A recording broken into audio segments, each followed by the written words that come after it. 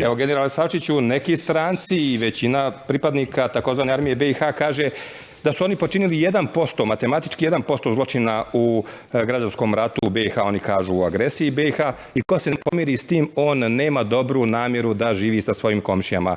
Jesmo li u začaranom krugu?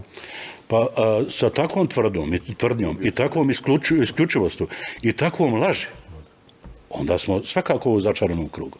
Molim vas, mnogo Srba, počev od prvog predsjednika, pa evo i komandanta vojske koji još nije konačna presuda, ali mnogi na raznim nivoima, na raznim dužnostima koje su obavljali, su presuđeni za navodno etničko čišćenje.